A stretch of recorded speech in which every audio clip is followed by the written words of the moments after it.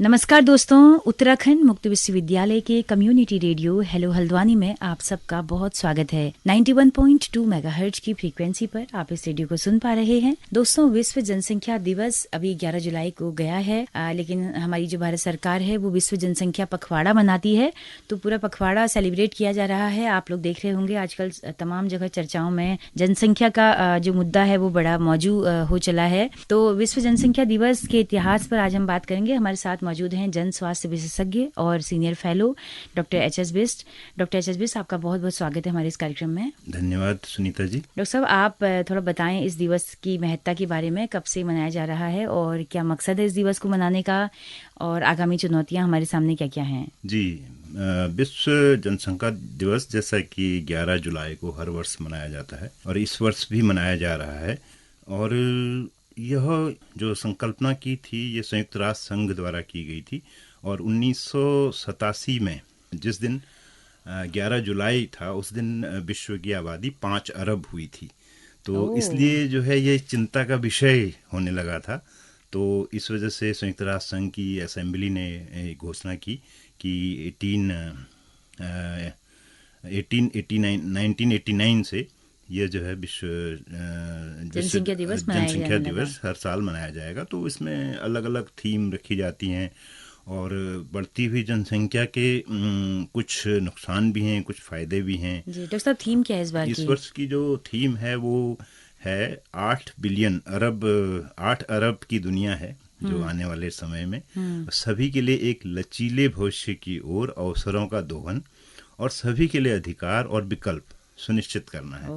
तो यह बहुत अच्छी बात है कि ऐसी विपरीत परिस्थितियों में ही, जब हाल ही में हम लोग पैंडेमिक से जूझे हैं, ऐसे अवसर पर यूनाइटेड नेशंस ने थीम फिर से एक बार भविष्य की ओर जो अवसर के दोहन है वो सभी के लिए संकल्पना की है।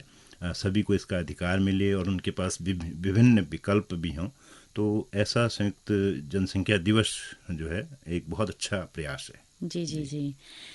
तो डॉक्टर साहब, क्या चुनौतियां हैं अगर जनसंख्या अधिक होती है? अभी जैसा कि बताया जा रहा है कि अगले साल तक चाइना के बजाय भारत जो है वो सबसे पॉपुलेशन यहाँ की हो जाएगी। एक विकासशील देश जो अभी विकसित की श्रेणी में नहीं पहुंचा है, ऐसे में पूरी जनसंख्या के लिए समान अवसर ला पाना कितनी बड़ी चुनौती होगी? जी, यह बहुत बड़ी चुनौती है, खास तौर पर जब हम 140 करोड़ हैं और 140 करोड़ से 143 करोड़ जो कि इस समय वर्तमान में चाइना की जनसंख्या है, उसे हम अगले एक नहीं तो 1.5 साल में इसे वो कर लेंगे, पार कर लेंगे। तो विश्व में हम उस वक्त सबसे सघन आबादी के जो है देश होंगे। लेकिन संकल्पनाएं जो सब प्रयास हैं वो चलते रहते हैं। लेकिन सबसे बड़ी समस्या जो इसमें आएगी हम 2% भूमि में और लगभग 18% आबादी का रहना अपने आप में संसाधनों का एक तरीके से जो दोहन है वो अवसर सभी को नहीं मिल पाएंगे, ऐसा हमें लगता है। प्रतिशत जो भूमि है विश्व की, उसमें 18% की आबादी रहेगी। तो इस हिसाब से हर वर्ष जो है हम एक ऑस्ट्रेलिया पैदा करते हैं। जैसा कहा गया है कि लगभग 2 करोड़ जो है लोग हम बढ़ जाते हैं। तो निश्चित तौर पर हम 2023 जो अब आने वाले समय में अभी इस साल हम जनगणना होगी जो 21 में होनी थी, 2021 में होनी थी, वो 23 में हो रही है पेंडेमिक की वजह से। तो उसमें हमें लगता है कि निश्चित तौर पर हम चाइना से आगे होंगे जनसंख्या के। तो ये क्या गर्व करने की बात है या फिर इसमें और मंथन करने की जरूरत है? हम जो है उस हिसाब से एक बहुत कम, जैसा कि क्षेत्रफल में है तो अधिक आबादी है, लेकिन अभी चिंता की बात हम इसलिए नहीं कह सकते 2030 तक, जब जो है हमारे पास जो आबादी का जो प्रतिशत है वो यंग है। तो अभी हम 65%, 70% आबादी हमारी यंग है, तो जो एक आबादी का डिविडेंड है ये कह सकते हैं। लेकिन संसाधनों पर असर तो पड़ता ही है बढ़ती हुई जनसंख्या का।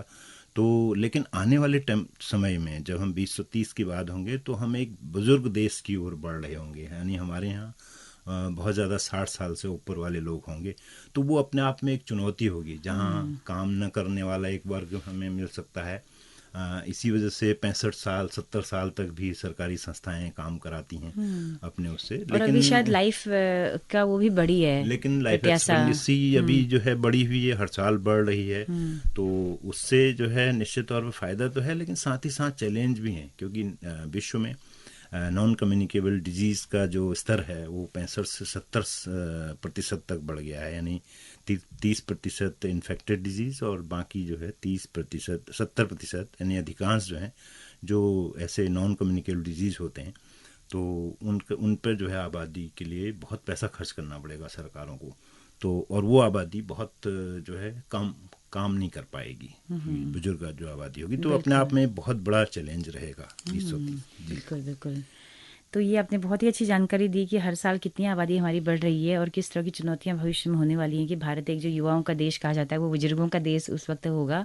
क्योंकि मुझे लगता है कि शायद हर 10-20 साल के बाद कि गैप में शायद बुजुर्गों का देश होने के बाद शायद फिर युवा पीढ़ी, अगली पीढ़ी आएगी, बिल्कुल तब फिर से युवाओं का देश भारत होगा।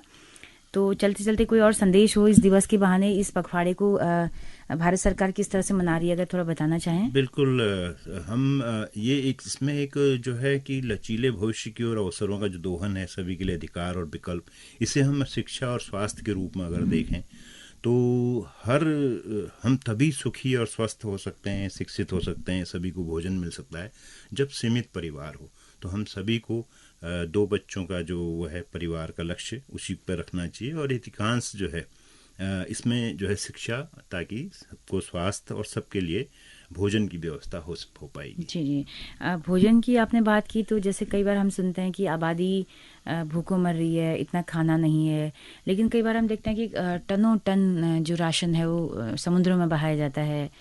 तो डिस्ट्रीब्यूशन का भी सवाल है कहीं ना कहीं। बिल्कुल, जैसे चूँकि विश्व में कहीं संघर्ष है, कहीं शांति है, तो हम लोग जो है देखते हैं कि कितना पलायन होता है, इंटर कंट्री पलायन होता है। बहुत सारे लोग भूखों इसलिए सो पाते हैं क्योंकि उन्हें सही समय पर सही भोजन यानी सहायता राशि नहीं पहुंच पाती, या सहायता की सामग्री नहीं पहुंच पाती। आप अफगानिस्तान का ही उदाहरण लीजिए, वहाँ जो है बच्चे आज जो है काफ़ी भूख से काफ़ी मर रहे हैं, और प्राकृतिक आपदाओं से भी मर रहे हैं। यूक्रेन की स्थितियाँ से आप सभी लोग अवगत हैं। तो यह सिचुएशन चलती रहती है, लेकिन एक सामान्य अवस्था में एक अच्छे प्रबंधन के द्वारा हम पूरी आबादी तक भोजन, शिक्षा और स्वास्थ्य की पहुंच बना सकते हैं। जी, बहुत अच्छा संदेश आपने दिया है डॉक्टर साहब। और अगली हम पखवाड़ा मना रहे हैं तो आगे भी इस पर और बात होती रहेगी। जी जी। तो आपका बहुत बहुत शुक्रिया इस महत्वपूर्ण जानकारी को हमारे श्रोताओं के साथ साझा करने के लिए। Thank you. तो दोस्तों, आप सुन रहे थे अभी कार्यक्रम हेल्दी हल्द्वानी, और जनसंख्या पर आपने बातचीत सुनी। अगर ये बातचीत आपको पसंद आई हो, कोई जानकारी आपको अच्छी लगी हो, तो अपना फीडबैक हमें ज़रूर दीजिएगा। हमारा यूट्यूब चैनल है, फेसबुक पेज है, हेलो हल्द्वानी नाम से। आपके फीडबैक का इंतजार रहेगा। अपनी रेडियो मित्र सुनीता भास्कर को दीजिए इजाज़त। नमस्कार।